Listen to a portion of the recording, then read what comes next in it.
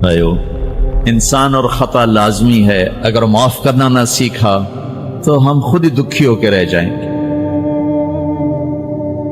لوگوں کے زخم بھلا دو، اللہ پہ ڈال دو، اللہ صلہ دے گا، زندگی پرسکون ہو جائے گی۔ دیکھو، ہم اپنے یہ کرتے پر داغ نہیں لگنے دیتے، اپنے بس سے داغ۔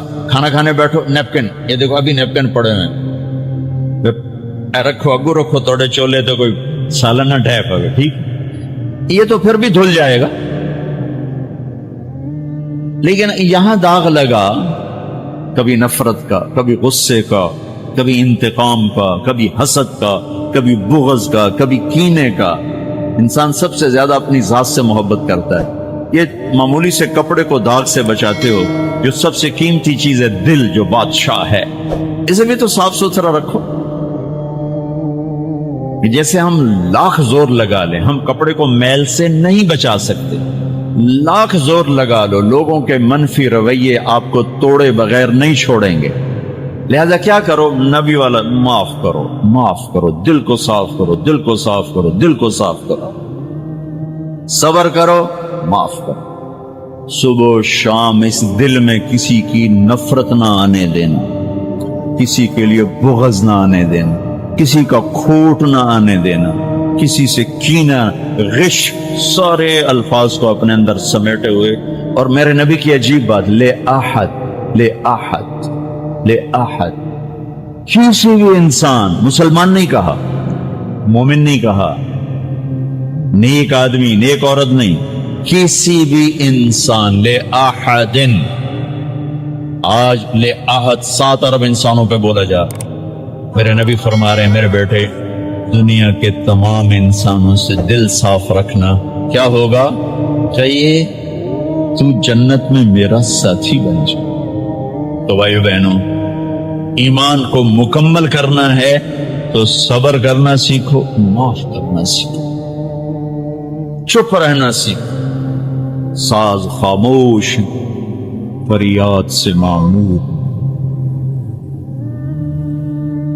جواب دینا تو کیا مسئلہ ہے؟ عقل چپ رہنے پہ لگتی۔ کوئی ابھر جائے، بیٹا ابھر جائے، بیوی ابھر جائے، خامد ابھر جائے، چپ ہو جاؤ، گزار دو اس طوفان۔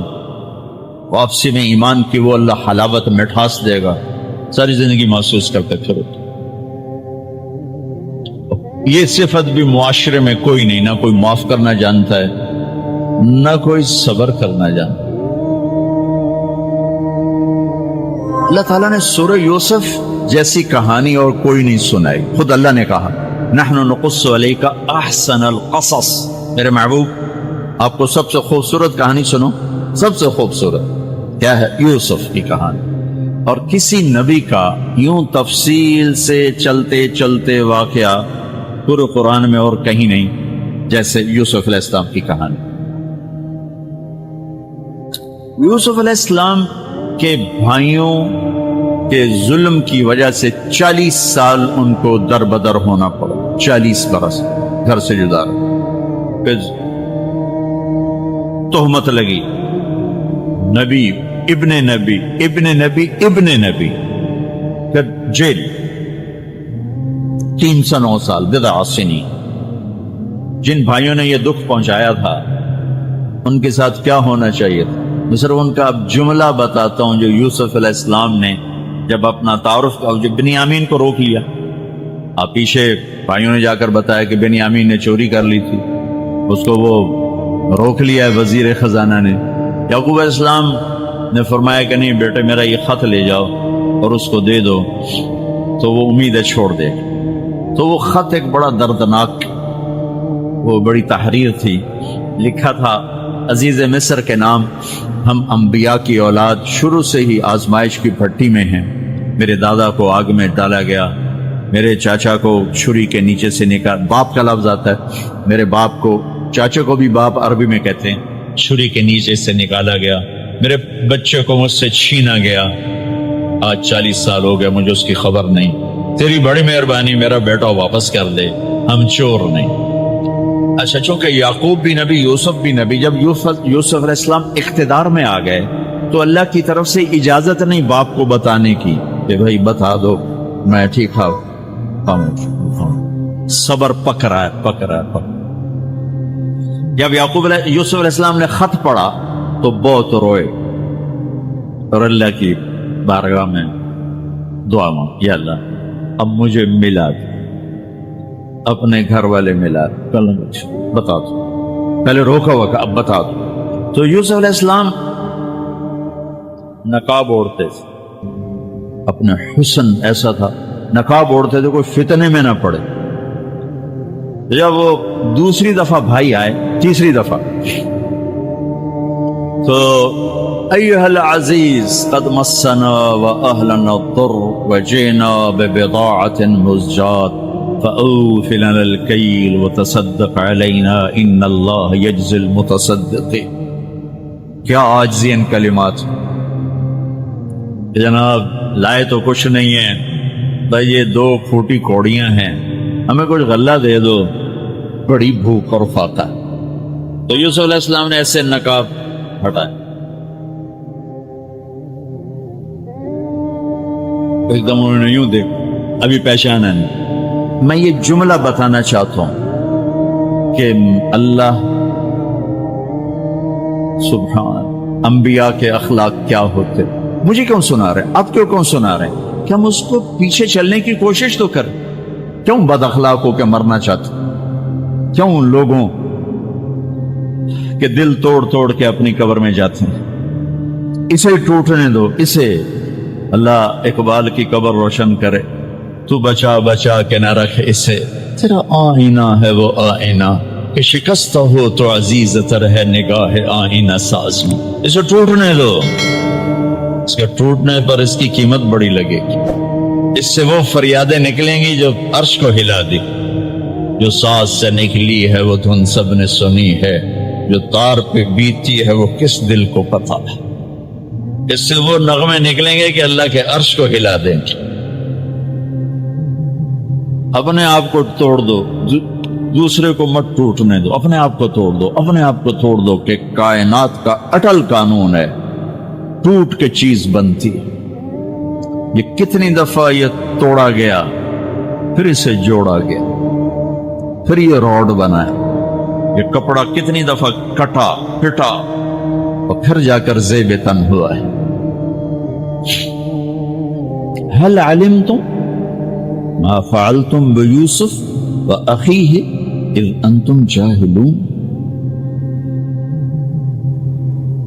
یہاں جو انہوں نے کیا تھا اس کے مطابق جملہ ہے قد علمتم ما ظلمتم بيوسف وأخيه إذ أنتم عامدون. ہمیں دونوں کا فرق بتا دو. یوسف علیہ السلام کو کہنا چاہیے تھا آئیو نا ذلیل ہوتے میرے اگوں، لگ گیا نا پتا تو انو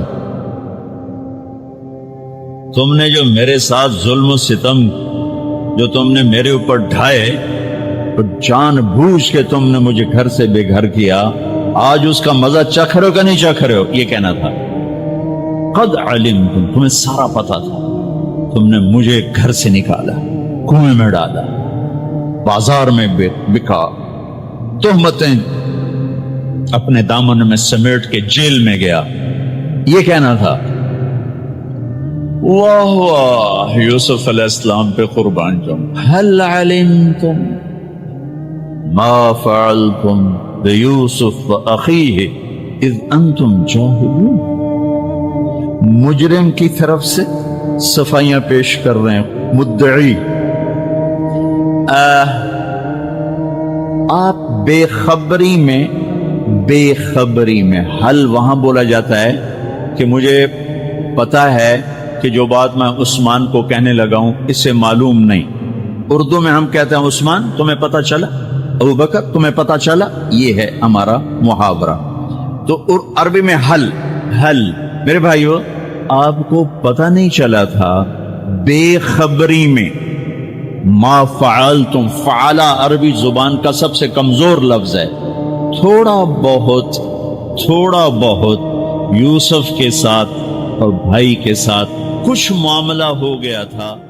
آج کا موضوع ہے آخرت کی تیاری کرو क्योंकि मौत कभी भी आ सकती है। ये हमें उन बुजुर्गों के अंदाज की याद दिलाता है, जैसे मौलाना तारिक जमील साहब दामत बरकातुहुम आलिया दिलों को झिंझोर देने वाले अंदाज में नसीहत फरमाते हैं कि मेरे दोस्तों, जरा सोचो, अगर आपको बताया जाए कि सिर्फ 10 मिनट के बाद आपकी मौत आने वाली है, तो आप क्या करेंगे? क्या आप मोबाइल इस्तेमाल करेंगे? क्या आप सोशल मीडिया चलाएंगे? क्या आप दुनिया की प्लानिंग करेंगे? नहीं, हरगिज नहीं। आप फौरन सजदे में गिर जाएंगे और कहेंगे कि या अल्लाह मुझे माफ फरमा दे। लेकिन अफसोस, हम सब जानते हैं कि मौत आनी है, फिर भी हम तैयारी नहीं करते। अल्लाह कुरान में फरमाता है, कुल नफ्सिन ज़ाइक़तुल मौत, कि हर जान को मौत का मजा चखना है। कोई अमीर हो या गरीब, कोई जवान हो या बूढ़ा, कोई ताकतवर हो या कमजोर, मौत किसी को बताकर नहीं आती। मेरे भाइयों, कल तक जो लोग हमारे साथ बैठे थे, आज वो कब्र में है। कल तक जो अपने मुस्तकबिल की प्लानिंग कर रहे थे, आज उनका मुस्तकबिल खत्म हो चुका है। कल तक जो कहते थे कि अभी तो मैं जवान हूं, आज वो मिट्टी के नीचे है। ये दुनिया हमेशा के लिए नहीं है, ये दुनिया आर्जी है। आप यहाँ हमेशा के लिए नहीं आए, आप यहाँ सिर्फ इम्तिहान के लिए आए हैं। अल्लाह देख रहा है कि कौन नमाज पढ़ता है, कौन गुनाह करता है, कौन अल्लाह को याद करता है और कौन अल्लाह को भूल जाता है। मेरे प्यारे भाइयों, कब्र में सबसे ज्यादा अफसोस किस चीज का होगा मालूम? नमाज का। इंसान कहेगा कि या अल्लाह मुझे सिर्फ एक मौका दे दे, मैं नमाज पढ़ लूंगा। लेकिन उस वक्त मौका खत्म हो चुका होगा। आज हमारे पास मौका है, आज हम जिंदा हैं, अभी भी वक्त है, अभी भी तौबा का दरवाजा खुला हुआ है। अल्लाह बहुत मेहरबान है, बहुत ज्यादा मेहरबान है। अगर बंदा सच्चे दिल से तौबा कर ले, अल्लाह उसके तमाम गुनाह माफ फरमा देगा, चाहे गुनाह समंदर के झाग के बराबर ही क्यों ना हो। लेकिन हम क्या करते हैं? हम तौबा को टालते रहते हैं। हम कहते हैं कि अभी वक्त है, बाद में तौबा कर लेंगे। लेकिन मेरे दोस्तों, क्या पता कल मिले या ना मिले। कितने लोग सोए थे लेकिन सुबह नहीं उठे। कितने लोग घर से निकले लेकिन वापस नहीं आए। कितने लोग सेहतमंद थे लेकिन अचानक इंतकाल कर गए। मौत किसी को मोहलत नहीं देती। जब मौत आती है तो ना दौलत काम आती है, ना ताकत काम आती है, ना कोई इंसान काम आता है। सिर्फ आमाल काम आते हैं, सिर्फ नमाज काम आती है, सिर्फ कुरान काम आता है, सिर्फ नेकियां काम आती है। मेरे भाइयों, कब्र में 3 सवाल होंगे। तुम्हारा रब कौन है, तुम्हारा दीन क्या है और तुम्हारे नबी कौन है। उस वक्त ना कोई मददगार होगा, ना कोई दोस्त होगा, सिर्फ आप और आपके आमाल होंगे।